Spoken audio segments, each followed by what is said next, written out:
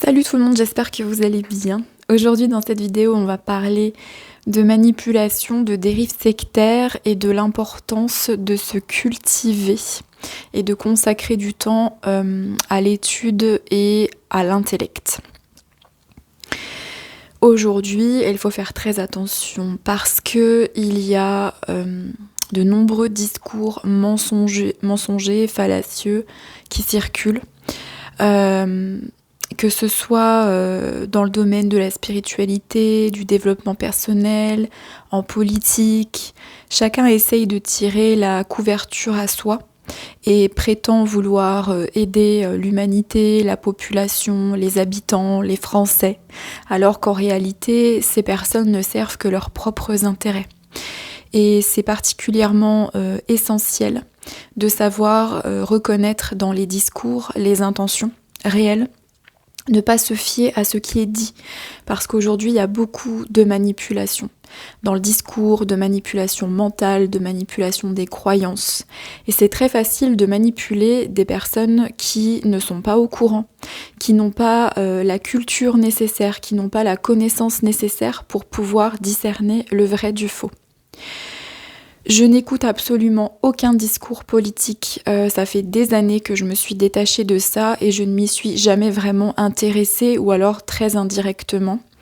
Je ne supporte pas d'écouter les politiques parler parce que y a beaucoup de mensonges et c'est surtout qu'on noie le poisson. Ce ne sont pas des discours qui sont directs, sincères, honnêtes. C'est beaucoup de manipulation, de langage, de mots, de la langue de bois. On utilise des stratagèmes en fait de communication qui visent à faire passer des idées, à convaincre les personnes, mais c'est beaucoup de manipulation.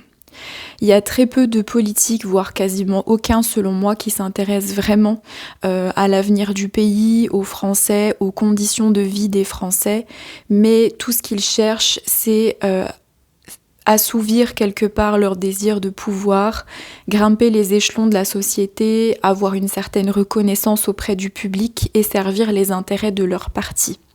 Je pense qu'il y a des bonnes idées chez tout le monde et que si plutôt que de tirer la couverture à soi, les partis politiques essayaient de s'allier pour faire ce qui est le mieux pour le pays, on aurait beaucoup plus avancé aujourd'hui.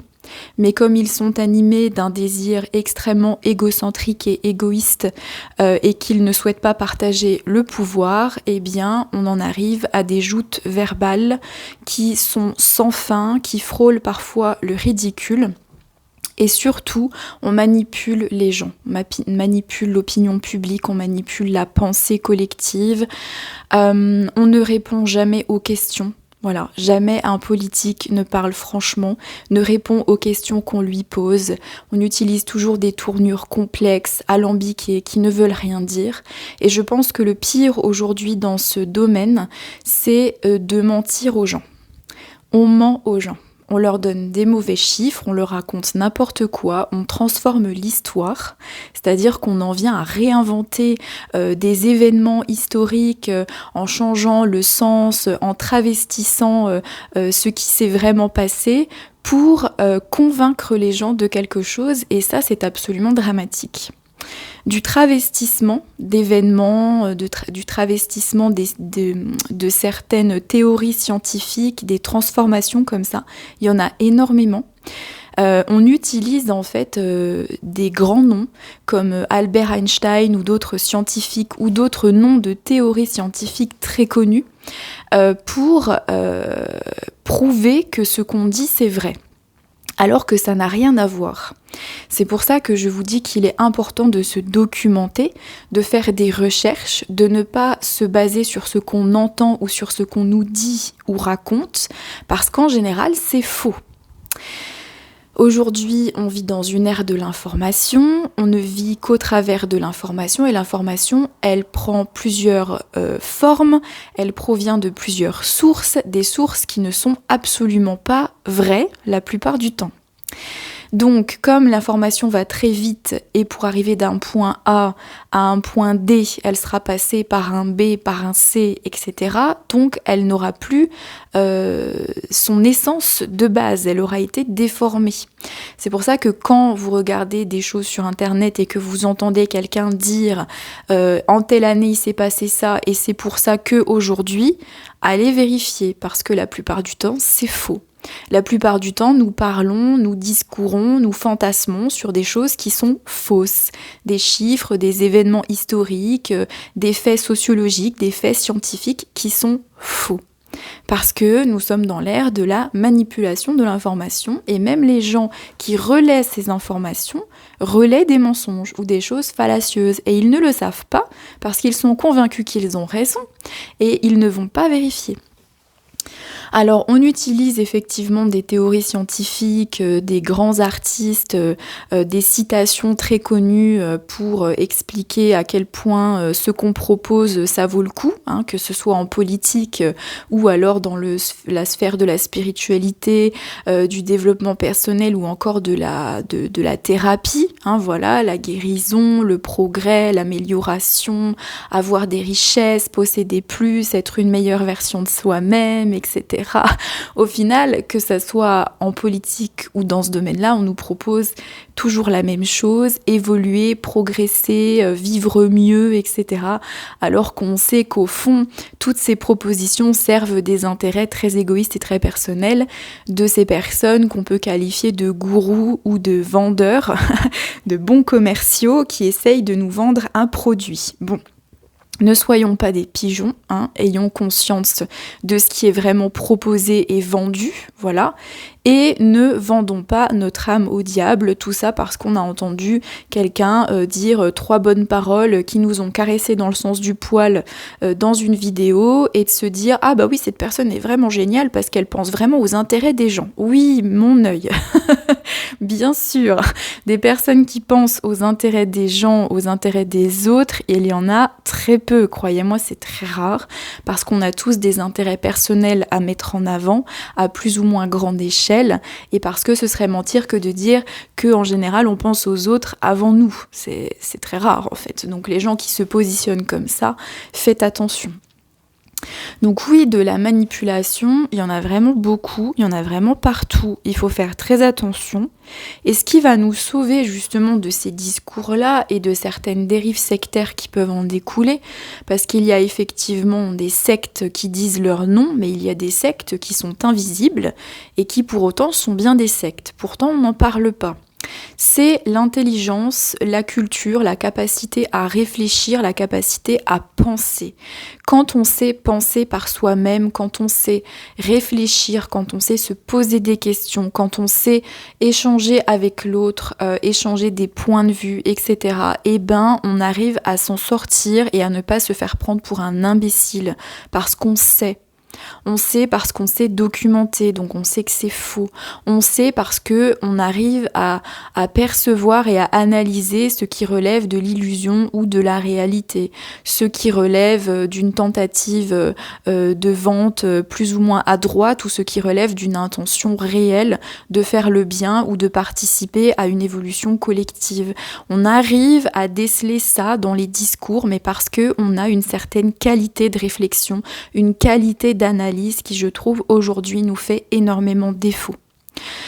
Alors bien évidemment, avec l'arrivée de l'IA, cela ne va pas s'arranger puisque nous allons confier maintenant la réflexion, l'analyse, la synthèse, la capacité de penser, donc la partie intellectuelle, nous allons la confier à l'IA qui va réfléchir, rédiger à notre place, qui va essayer de comprendre à notre place et donc nous allons progressivement perdre l'habitude de réfléchir, l'habitude de se tordre un petit peu le cerveau, le mental, voilà, parce que ça fait du bien aussi d'activer ces neurones.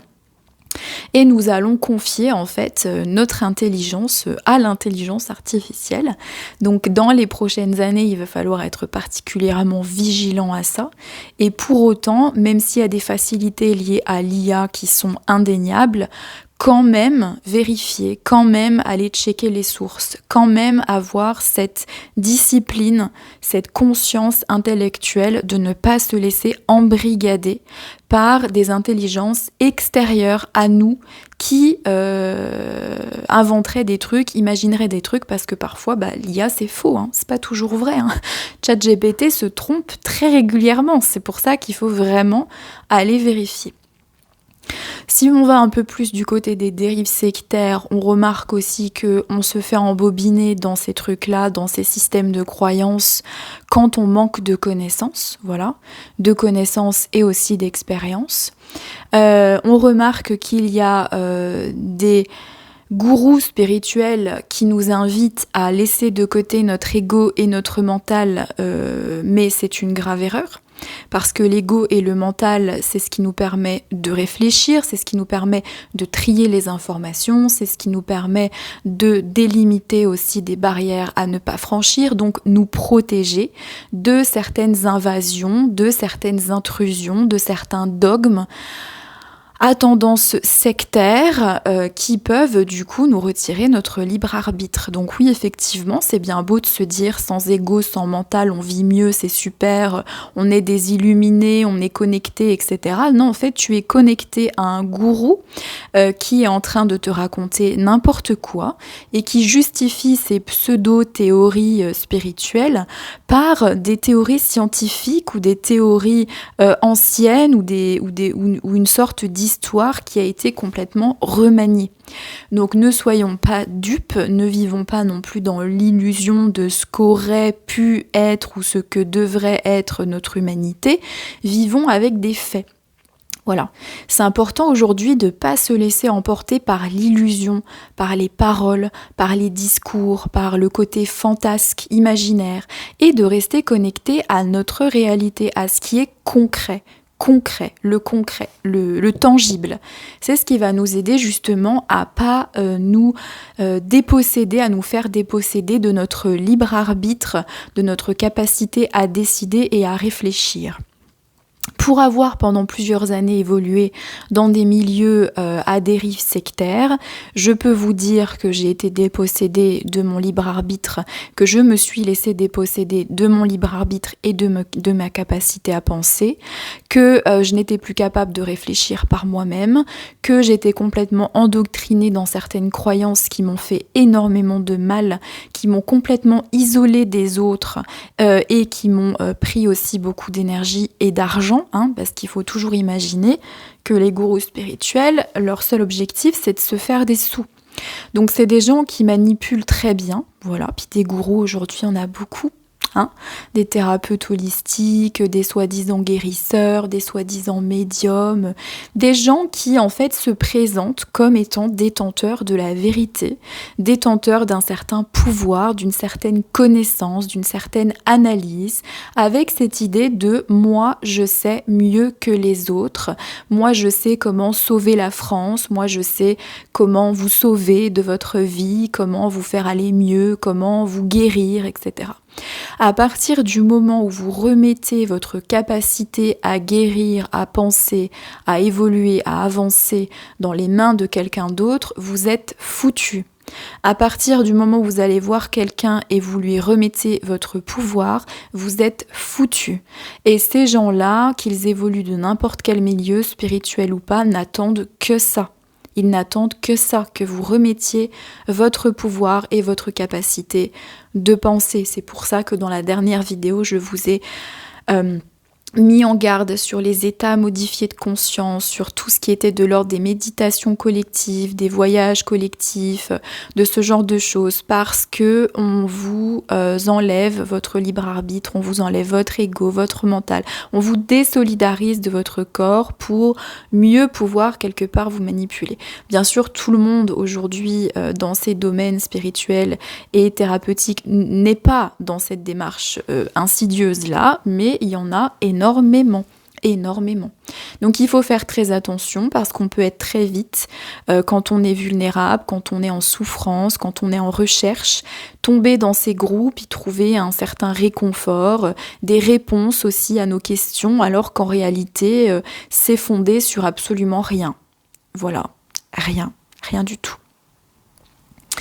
Donc il faut faire attention, d'autant plus aujourd'hui, voilà, parce que tous ces phénomènes de manipulation mentale, émotionnelle dans le discours, etc., de toute manière, ça existe depuis très longtemps et ça va continuer à se développer avec l'information, la rapidité de la communication, tout ça, le fait qu'on est dans un monde de plus en plus technologique. Donc c'est pour ça le fait vraiment de se rapporter à des choses concrètes, à des faits, à des choses assez élémentaires de l'existence, et ben c'est ça qui va nous permettre de pas nous laisser emporter dans ces groupuscules-là, que ça soit à tous les niveaux, bien sûr, spirituel, pas spirituel, politique, ce que vous voulez, mais on peut trouver ces dogmes, ces groupes, ces dérives sectaires à tous les niveaux et il faut vraiment s'en protéger, s'en prémunir et la seule manière dont nous disposons, c'est la culture, c'est le savoir, c'est la connaissance. Parce que quelqu'un qui sait, quelqu'un qui a cette culture, qui a ces notions d'histoire, qui a ces notions de vérité, ces notions de discerner dans le discours, etc., c'est quelqu'un qui ne se laissera pas emporter. Et moi, ce qui m'a sauvée quand j'étais dans ces milieux-là, c'est ma capacité à penser. Voilà. Donc c'est ce qui m'a permis, moi, à un moment donné, de me dire, mais attends 2 secondes, il y a quelque chose qui ne va pas dans ces discours, dans ce qu'on est en train de te raconter là. Il y a quelque chose qui fait pas sens, en fait. C'est pas...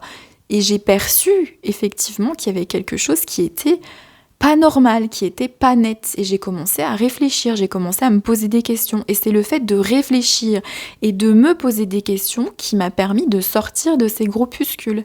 Sinon, aujourd'hui, j'y serais encore. J'aurais probablement donné encore 5 ou 6 000 euros à ces personnes-là pour espérer obtenir une meilleure vie, peut-être des meilleures compétences spirituelles, énergétiques, etc. Alors qu'en réalité, j'étais en train d'être complètement mangée par le groupe, quoi, par le milieu. Donc il faut faire extrêmement attention. Juste vous dire de continuer à vous cultiver, de lire, si possible de lire des auteurs qui sont,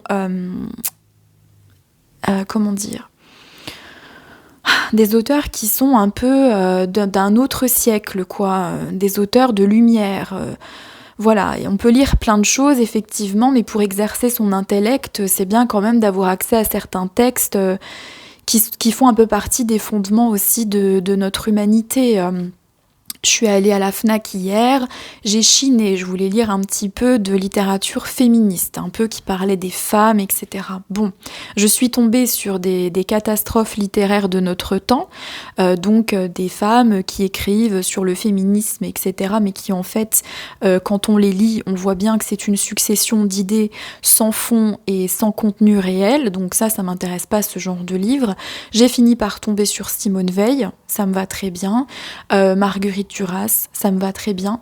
Donc ce que je veux dire, c'est qu'il ne faut pas se laisser trop emporter aussi par certains contenus ou certains livres d'aujourd'hui qui sont en fait pas tellement intéressants en termes d'intellect et en termes de contenu, mais peut-être se diriger vers des textes assez fondateurs quand même. Voilà, en tout cas moi, c'est ce que je fais en ce moment. Parce que c'est des textes qui font réfléchir. Les gens qui écrivent aujourd'hui, c'est pas enfin, il y en a certains, ils font pas réfléchir du tout. C'est pas, il y a pas quand tu lis, tu te dis pas ouais, ça amène une réflexion, ça amène un truc.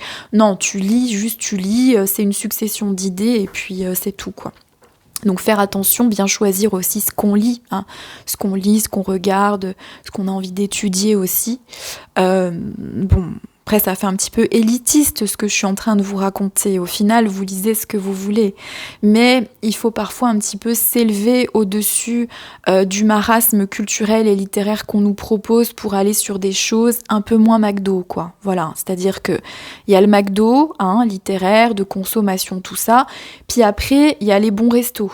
Donc, faut plus aller sur des bons restos. Tu vois, Simone Veil, pour moi, c'est de la gastronomie, par exemple. Voilà.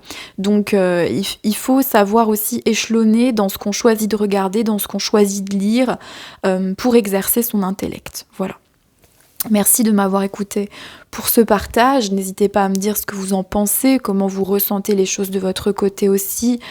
Et je vous embrasse et à bientôt pour une prochaine vidéo.